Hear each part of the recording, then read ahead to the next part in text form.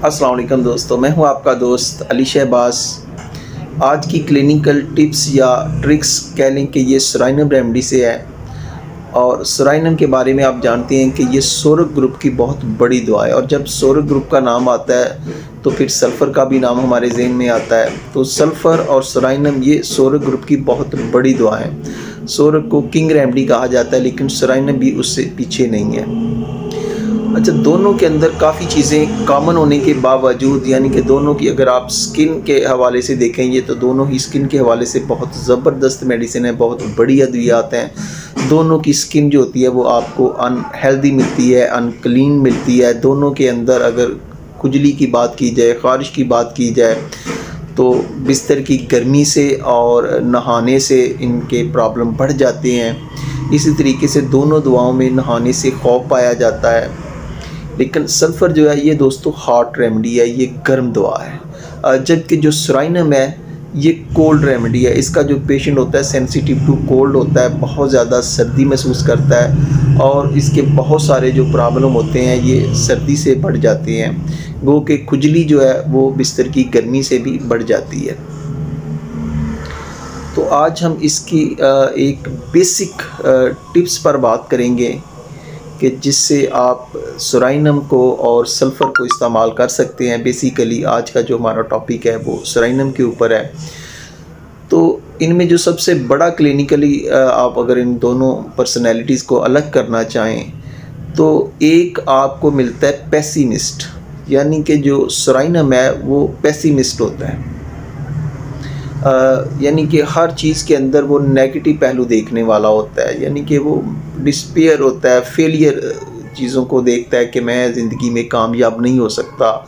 मायूस होता है। जबकि जो सल्फ़र होता है इसकी खूबी ये है कि ये आपको ऑप्टिमिस्टिक नज़र आएगा, यानी कि ये आपको हर चीज़ के अंदर जो होता है पॉजिटिव पहलू निकालने वाला होता है। तो ये सल्फ़र का ख़ासा है। और कहा जाता है कि जनाब जब आपकी वेल सेलेक्टेड रेमेडीज़ जो होती हैं वो फेल हो जाती हैं तो उस वक़्त जो आप सल्फ़र का इस्तेमाल करते हैं तो आपको इम्प्रूवमेंट मिलती है। लेकिन अगर सल्फ़र भी फेल हो जाए तो फिर क्राइटेरिया शुरू हो जाता है सेराइनम का, यानी कि जब वेल सेलेक्टेड रेमेडीज़ भी फेल हो गई हैं, सल्फ़र भी फेल हो गई है, तो उसके बाद सेराइनम का नंबर आता है कि सेराइनम जो है ये सल्फ़र के फेल हो जाने के बाद जो है आप अपने पेशेंट को अप्लाई कर सकते हैं और उसको बूस्ट अप कर सकते हैं। लेकिन हम देखेंगे कि हमने इसको किस रूब्रिक के तहत इस्तेमाल करना है। सबसे बड़ा जो क्वेश्चन सल्फ़र के पेशेंट को देखते हैं तो सल्फ़र का पेशेंट का एक रूब्रिक है डेल्यूजन, इमेजिनेशन, वेल्थ ऑफ, यानी कि सल्फ़र का पेशेंट जो होता है वो अपने प्रॉब्लम को हल्का लेता है। वो समझता है कि वो सेटल कर लेगा, उसके पास इतनी पावर है, उसके अंदर इतनी कैपेसिटी है कि वो ठीक हो जाए। तो इसलिए वो शुरू के अंदर मेडिसिन लेने में थोड़ा सा हेजिटेशन महसूस करता है, वो इग्नोर करेगा। लेकिन उसका दूसरा पहलू जो हमें नज़र आता है उसका रूब्रिक है delusion, thin he is getting, कि अब वो कमज़ोर हो रहा है, अब वो पतला हो रहा है, यानी कि अब उसके जिस्म के अंदर वो ताकत नहीं रही है। पहले तो वो खुद ही ठीक हो जाता था, 2-4 दिन नज़ला ज़ुकाम हुआ या फीवर हुआ तो उसके बाद वो सेटल हो जाता था। लेकिन अब तो आप काफ़ी दिन हो गए हैं तो ये प्रॉब्लम जो है वो ठीक ही नहीं हो रहा, या पेशेंट ख्याल करता है कि उसकी जो बॉडी है ये कमज़ोर हो रही है, उसके अंदर जो ताकत है वो नहीं रही है। जबकि जो सेराइनम का पेशेंट होता है, जैसा कि मैंने बोला है कि लैक ऑफ एवरीथिंग इसका असेंस है कि हर चीज़ के अंदर ही मरीज़ जो होता है समझता है कि वो कमज़ोर है, हर मामले के अंदर उसमें कमी है। तो इसका जो सबसे इम्पॉर्टेंट आपको रूब्रिक नज़र आएगा वो है डिस्पेयर। डिस्पेयर रिकवरी ऑफ, यानी कि पेशेंट अपनी सेहत याबी के मतलब ही मायूस होता है। या इसी तरह एक इसका रूब्रिक है mind bed remains bed desire to, कि मरीज़ चाहता है कि अब उसके जिस्म के अंदर इतनी कैपेसिटी तो है नहीं, इतनी ताकत तो है नहीं, तो उसने कौन सा ठीक हो जाना है, तो वो मायूस होकर बिस्तर पर ही लेटा रहना चाहता है। इसी तरीके से इसका एक और रूब्रिक हमें मिलता है delusion body, no body he had, तो यहाँ पर सिंगल मेडिसिन जो है आपको सेराइनम मिलेगी। इसी तरीके से डिस्पेयर क्योर ऑफ हिज, यहाँ पर भी आपको सेराइनम जो है सेकंड ग्रेड के अंदर मिलेगी। Despair, religious despair of salvation, यानी कि अपनी निजात के मतलब भी ये बहुत ज़्यादा मायूस होता है। तो जब वेल सिलेक्टेड रेमेडीज़ फेल हो जाती हैं तो इसको हम कैसे अप्लाई करेंगे, ये आज का जो है ना इस पर हम फोकस करेंगे। आप देखते हैं कि आपने किसी भी पेशेंट को जब आप अटेंड कर रहे हैं तो जो उसकी माइंड थिंकिंग होती है, जो उस वक्त पेशेंट सोच रहा होता है, जो उसकी फीलिंग्स होती हैं, जो उसके इमोशंस होते हैं, वो सबसे ज़्यादा इम्पॉर्टेंट होते हैं और सबसे ज़्यादा जो अहमियत होती है उन्हीं को देनी चाहिए। तो आप देखेंगे कि चाहे केस क्रॉनिक हो या अक्यूट हो, ज़्यादातर हमने जो रटा लगाया हुआ है कि जो सेराइनम है ये क्रॉनिक केस के लिए है और जो सल्फ़र है ये अक्यूट केस के लिए है। तो इससे बाहर निकल कर आप देखें कि जब आपका पेशेंट जो होता है, चाहे वो अक्यूट केस में ही उसको हुआ है, कोई ऐसा सडन मामला हो गया, कोई फीवर हो गया, 2-4 दिन फीवर आया है, या आप देखते हैं कि कोई ऐसी बीमारी आई है जिसके अंदर उसका लीवर फंक्शन थोड़ा सा डिस्टर्ब हो गया है, उसका जनाब क्रेटिनाइन थोड़ा सा बढ़ गया है, यूरिया थोड़ा सा बढ़ गया है। तो जब इन प्रॉब्लम के बाद आप रिपोर्ट्स करवाते हैं तो आप देखते हैं कि यार हमारा जो पेशेंट है उसकी रिपोर्ट्स तो काफ़ी पहले से बेहतर आई हैं, उसका लीवर फंक्शन टेस्ट भी काफ़ी बेहतर आया है, उसका ESR भी काफ़ी बेहतर है। तो यानी कि पेशेंट जो हमारा है वो बेहतरी की तरफ जा रहा है। लेकिन जब आप पेशेंट से पूछते हैं तो भाई आपका क्या हाल है, तो पेशेंट जो होता है वो कहता है कि जी मेरा कोई हाल नहीं है, मैंने ठीक ही नहीं होना, मैंने मर जाना है, मैंने कौन सा ठीक होना है, मेरे जिस्म के अंदर ताकत ही नहीं रही है, तो मैं सर्वाइव ही नहीं कर सकता, मैं चल ही नहीं सकता। तो क्या उसकी ख्वाहिश होती है कि वो बिस्तर में ही पड़ा रहे, वो इस कदर मायूस हो जाता है। और अक्सर आपने देखा है कि जो अक्यूट प्रॉब्लम्स होते हैं, चाहे वो इन्फ्लुएंजा का ही प्रॉब्लम हो, नज़ला ज़ुकाम वाली कैफियत हो, या कोई भी ऐसा प्रॉब्लम हो जिसके बाद मरीज़ बहुत ज़्यादा कमज़ोरी के अंदर चला जाता है, बहुत ज़्यादा वीकनेस के अंदर चला जाता है और वो समझता है कि यार मैं तो इससे बाहर आ ही नहीं सकता हूँ, मैं सर्वाइव कर ही नहीं सकता हूँ, और वो बहुत ज़्यादा मायूस हो जाता है। तो यकीन माने ये वो कंडीशन है कि जहाँ पर आप सेराइनम 200 की या 1 mg की अकॉर्डिंग टू द सिचुएशन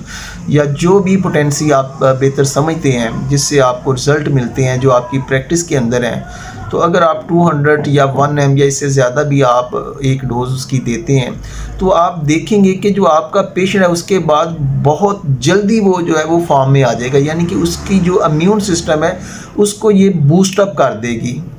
उसके अंदर एनर्जी लेवल जो है वो बेहतर, पेशेंट अपने एनर्जी लेवल को बेहतर फील करेगा, वो उस कंडीशन से बिल्कुल निकल आएगा जिसमें वो समझ रहा था कि वो पेसिमिस्ट वाली कंडीशन में है, मायूसी वाली कंडीशन में है, अफसुर्दगी वाली कंडीशन में है। अब देखें यहाँ पर आपने क्रॉनिक को भी इग्नोर कर दिया और अक्यूट को भी आपने इग्नोर कर देना है, यानी कि सबसे ज़्यादा मैटर कर रहा है पेशेंट की कंडीशन और पेशेंट की इमोशंस, उसकी थिंकिंग कि उन प्रॉब्लम को लेके पेशेंट क्या सोच रहा है। अब कंडीशन अक्यूट है या क्रॉनिक है इससे हमें कोई लेना देना नहीं है। तो जब आप चाहे आप ये कंडीशन आपको जनाब क्रॉनिक केस के अंदर मिल जाए या अक्यूट केस के अंदर मिल जाए, तो अक्सर देखा गया है कि मैंने एक ऐसे ही पेशेंट को चेक किया तो जिसके अंदर उसकी रिपोर्ट्स भी काफ़ी बेटर आ रही थी, उसका प्रॉब्लम भी काफ़ी बेहतर था, लेकिन जो मरीज़ था वो नेगेटिव ही सोचता था। तो वो कहता था कि मेरे पास तो इतनी ताकत नहीं है। बिल्कुल ये मेडिसिन जो झुग्गी वासनी होते हैं, आप देखते हैं कि जो उनके शादी ब्याह वाले मामलात होते हैं वो बड़े अच्छे से करते हैं, लेकिन अगर उन्होंने डॉक्टर को पैसे देने हो या ज़िंदगी के और उनके सारे मामलात हो या वैसे हो, तो वो बिल्कुल ही जनाब कमज़ोरी महसूस करेंगे कि यार हमारे अंदर तो दौलत के लिहाज से, हर लिहाज से वो कहेंगे यार हमारे अंदर तो इतनी ताकत ही नहीं है। Lack of everything, this is the essence of सेराइनम। और अगर इस क्राइटेरिया पर आप इसका इस्तेमाल करते हैं तो ये बहुत अच्छा रिस्पांस देती है। जबकि हम सल्फ़र को हमने देखा गया कि ऐसे केसेस जिनके अंदर जनाब पेशेंट की वेल सिलेक्टेड रेमेडीज़ होती हैं जो बिल्कुल फेल हो जाती हैं, या वो जो बीमारी होती है उसमें किसी भी किस्म की कमी हमें नज़र नहीं आ रही होती है, लेकिन हम देखते हैं कि यार हमारी मेडिसिन तो ठीक है, तो वहाँ पर जब हम सल्फ़र की एक डोज़ देते हैं तो उसके बाद क्या होता है कि जो वेल सिलेक्टेड रेमडीज़ होती है वो काम करना शुरू कर देती है, या ये जो पीरियडिसिटी होती है, नोपतीपन होता है, सल्फ़र उसको दूर कर देता है। लेकिन जब इस कंडीशन के अंदर आपको पेशेंट मिल रहा है, वो कह रहा है कि लैक ऑफ एवरीथिंग, वो कह रहा है कि वो बहुत ज़्यादा पॉवर्टी के अंदर है, वो बहुत ज़्यादा गुर्बत के अंदर है, उसको लगता है कि जनाब उसने तो ठीक होना ही नहीं है, उसके अंदर इतनी ताकत ही नहीं है, और माइंड उसका bed remain bed desire to, कि मरीज़ चाहता है कि जनाब बस अब वो बिस्तर पारी लेटा रहे, कि उससे तो हिला जुला नहीं जा रहा, उससे तो हरकत नहीं हो रही है, मैं हरकत कर ही नहीं सकता। तो यहाँ पर एक हमें इंडिफरेंस अगर आप देखेंगे तो इससे ये रूब्रिक में आपको सराइनम मिलती है कि पेशेंट जो होता है वो अपने आप को जो होता है इसी मामले में अलग कर देता है कि मेरे पास तो यार इतनी हिम्मत ही नहीं है, मेरे अंदर तो इतनी ताकत ही नहीं है कि मैं सर्वाइव कर सकूं।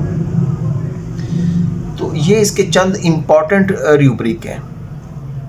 तो अगर इनको आप मद्देनज़र रखते हैं तो फिर आप देखेंगे कि वो पेशेंट जो हेल्पलेस में था वहाँ पर आपने सराइनम दी तो वो क्या हो गया कि वो आप पॉजिटिव में आ गया, वो बेहतरी की तरफ गामजन हो गया। तो ये वो लेवल है जिसको आपने पिक करना है, जहाँ पर आपने सराइनम का इस्तेमाल करना है। सिर्फ सराइनम को खुजली तक ही महदूद नहीं कर देना कि सिर्फ़ और सिर्फ वो पेशेंट जो सल्फ़र देने से जिनकी खुजली नहीं जा रही है, ठीक है, जो भी उसके क्राइटेरिया में, इसके अंदर आप देखेंगे कि प्रॉब्लम कोई भी हो। अब यहाँ पर प्रॉब्लम चाहे वो उसका हेडेक है, चाहे वो उसकी कोई एनीमिक कंडीशन हो गई है, चाहे उसके लीवर फंक्शन डिस्टर्ब था, चाहे वो उसका किडनी का प्रॉब्लम था, या कोई भी ऐसा प्रॉब्लम था जिसके अंदर पेशेंट की जो थिंकिंग थी वो ये थी कि भाई मेरे अंदर तो इतनी ताकत ही नहीं रही है, मैं तो सर्वाइव कर ही नहीं सकता, मैं बेहतर हो ही नहीं सकता हूँ, मैं उठ नहीं सकता हूँ, मैं हरकत नहीं कर सकता। तो ऐसे जो पेशेंट होते हैं ये बिस्तर पर लेटे रहते हैं, लेकिन जो रिपोर्ट्स होती हैं वो हमें अच्छाई का इशारा दे रही होती हैं। तो जब वहाँ पर आप सराइनम का इस्तेमाल करेंगे तो इंशाल्लाह ताला ये जो मेडिसिन की एक डोज़ है ये आपको हैरान कर देगी।